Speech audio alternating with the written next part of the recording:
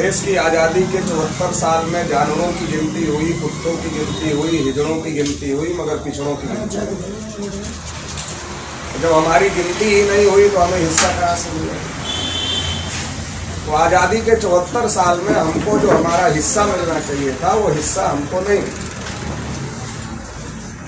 52% OBC को 27% आरक्षण मिला हुआ है, मगर 27% पर क्रीमी लेयर लगा दिया गया है। और क्रीमी लेयर की वजह से जो ओबीसी के लोग अपने बच्चों को बढ़िया एजुकेशन दिलाने में सक्षम है वो क्रीमी लेयर में आ जाते हैं और इसकी वजह से उन्हें आरक्षण का लाभ नहीं मिलता। और जो सक्षम नहीं है वो बढ़िया एजुकेशन अपने बच्चे को दिला नहीं पाते, इसलिए उनका बच्चा आरक्षण का लाभ ले नहीं पाता है। और आरक्षण ऊपर से भी खत्म हो गया, नीचे से भी खत्म हो गया। और इसकी वजह से अभी तक 27% कोटा भी ओबीसी का भरा नहीं गया। मुश्किल से 7 से 8% ओबीसी के लोग आज की तारीख में भी नौकरी में हैं।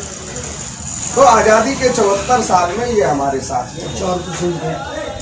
राष्ट्रीय पिछड़ा वर्ग मोर्चा के माध्यम से जो हम लोग ये अभियान चला रहे हैं, तो हम पूरे देश के ओबीसी को संगठित करना चाहते हैं, जागृत करना चाहते हैं।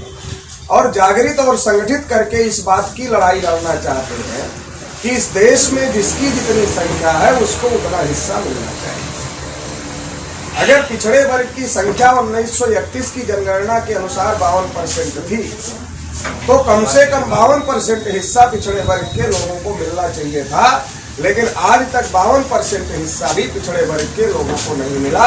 और हमारी गिनती भी करने के लिए सरकार तैयार नहीं, हमारी जनगणना भी करने के लिए सरकार तैयार नहीं। अभी जब जनगणना का मुद्दा देश भर में उठ रहा है तो तमाम अखबार और टीवी चैनल पे लोग इस बात का गलत प्रचार कर रहे हैं कि जाति आधारित जनगणना से जातिवाद बढ़ जाए।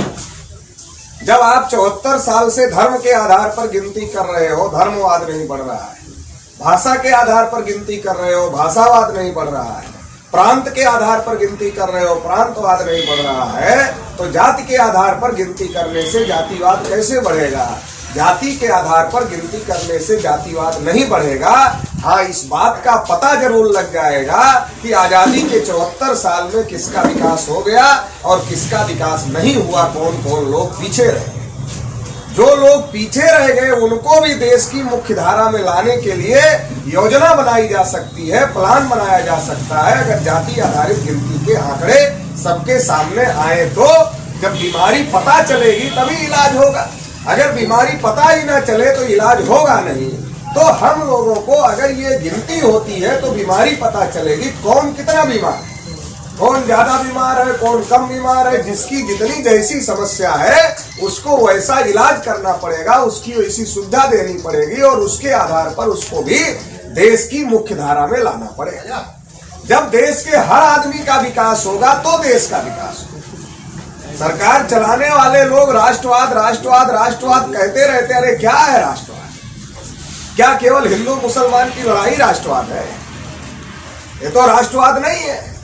राष्ट्रवाद तो असली ये है राष्ट्र के हर व्यक्ति का विकास हो, हर जाति का विकास हो, हर समूह का विकास हो, तब राष्ट्रवाद है।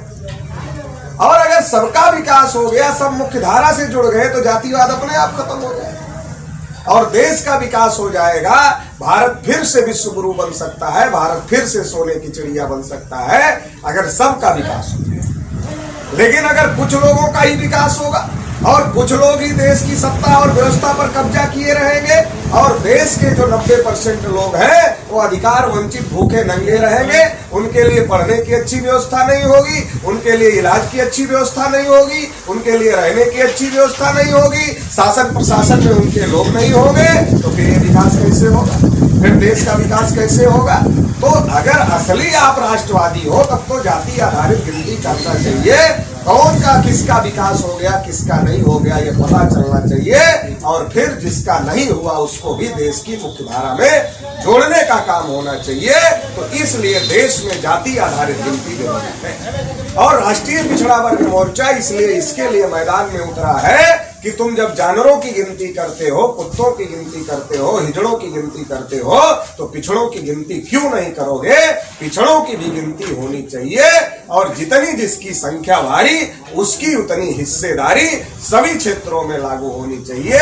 इस बात की लड़ाई के लिए पिछड़ा वर्ग, क्योंकि बार बार जब हम आरक्षण की बात करते हैं तो मेरिट की बात चलती है, और लोग कहते हैं मेरिट नहीं। मेरिट क्या होती है? अभी आप देख लो जो परीक्षाएं हो रही, जनरल के लोगों से ज्यादा मेरिट हमारे लोगों की जा रही। इसलिए कहा नहीं, अब तुम कोटे के अंदर ही कोटे में रहोगे। अगर हमारे पास मेरिट नहीं होती तो रोकने की जरूरत नहीं। हाई कोर्ट और सुप्रीम कोर्ट में बाबू और चपरासी बनने के लिए परीक्षा है, जज बनने के लिए परीक्षा ही नहीं है। कोलेजियम सिस्टम से खानदानी जज बन रहे। मिश्रा जी ने दुबे जी के भतीजे को जज बना दिया और दुबे जी ने मिश्रा जी के भांजे को जज बना दिया। तो सुप्रीम कोर्ट में, हाई कोर्ट में भाई भतीजावाद बना के रखा हुआ, वहां मेरिट की जरूरत नहीं है। वहां तो सबसे ज्यादा मेरिट की जरूरत है। देश के सारे बड़े फैसले हाई कोर्ट और सुप्रीम कोर्ट से आते हैं।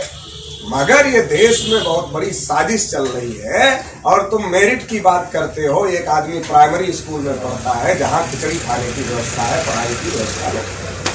एक आदमी कॉन्वेंट में पढ़ता है, रेडियंट में पढ़ता है। एक आदमी दिल्ली पब्लिक स्कूल में पढ़ता है। आप बराबर दौड़ो तो एक जगह से तो दौड़ लगाओ, फिर पता चलेगा किसके पास में मेरिट है। आप 2 किलोमीटर आगे से दौड़ना चाहते हो, हमें 2 किलोमीटर पीछे से दौड़ाना चाहते हो और फिर कहते हो कि नहीं हम नंबर 1। अरे तुम पहले ही जहां पहुंचना था वहां खड़े हो और हमको 2 किलोमीटर से दौड़ के आना है। तुम खड़े खड़े ही बोल रहे हो नहीं हम पहुंच गए नंबर 1। तो ये जो बदमाशी देश के अंदर चल रही है, इस बदमाशी को हम लोगों को समझने की जरूरत है और इसके लिए संगठित होने की जरूरत है और संगठित होकर के देश में लड़ाई लड़ने की जरूरत है। बहुत सारी बातें सोनी साहब ने आपको बताई, मैं उन सारी बातों में जाना नहीं चाहता, लेकिन मैं इतना जरूर कहना चाहता हूं कि अगर जब देश में अंग्रेज थे तो अंग्रेजों से अगर हमारे बुजुर्ग नहीं लड़े होते, हमारे बड़े नहीं लड़े होते और आजादी की लड़ाई में हम लोग नहीं शामिल हुए होते तो इन लोगों की 7 पुश्त नहीं 7,000 पुश्त भी अंग्रेजों को खदेड़ नहीं पाते। हमारे बुजुर्ग गए अंग्रेजों को भगाने के लिए, इसलिए अंग्रेज देश छोड़ करके गए। हमारी वजह से अंग्रेज देश छोड़कर गए। हमारी वजह से अगर अंग्रेज देश छोड़कर गए, हम अंग्रेजों से लड़ लिए तो तुमसे नहीं लड़ पाएंगे क्या? तुमसे भी लड़ लेंगे और अपना हक अधिकार ले लेंगे। बस हमारे समाज को एक बार पता चल जाए कि इस देश में हमको हमारे हक अधिकार नहीं मिल रहे हैं। ये जिस दिन पता चल गया और हमारा समाज खड़ा हो गया कि ये देश हमारा है, और फिर हम तय करेंगे किसको 3% देना है और किसको 52% देना है। ये तय करने का अधिकार भी तो हमारे पास आएगा। लोकतंत्र है, लोकतंत्र में संख्या का महत्व होता है। जिसकी संख्या ज्यादा होती है उसकी सरकारें बनती हैं, लेकिन हम पिछड़े वर्ग की संख्या ज्यादा है, हमारी नहीं बनती है, क्योंकि हमारे अंदर जागृति चेतना नहीं है। और जागृति चेतना पैदा करने के लिए ही ये परिवर्तन यात्रा हम लोग चला रहे हैं। तो आप सभी लोग इस परिवर्तन यात्रा में शामिल हुए, इसके लिए हम आपके आभारी हैं। और आने वाले समय में भी जाति आधारित गिनती के लिए हम लोग धरना प्रदर्शन, रैली प्रदर्शन, आंदोलन, भारत बंद और जेल भरो आंदोलन भी करने वाले हैं। जो भी करना पड़ेगा करेंगे, मगर अपने हक अधिकार की लड़ाई लड़ेंगे। तो उस हक अधिकार की लड़ाई में आप लोग साथ सहयोग देंगे, ऐसी आशा उम्मीद के साथ आप लोगों ने मुझे सुना, इसके लिए आभार, धन्यवाद।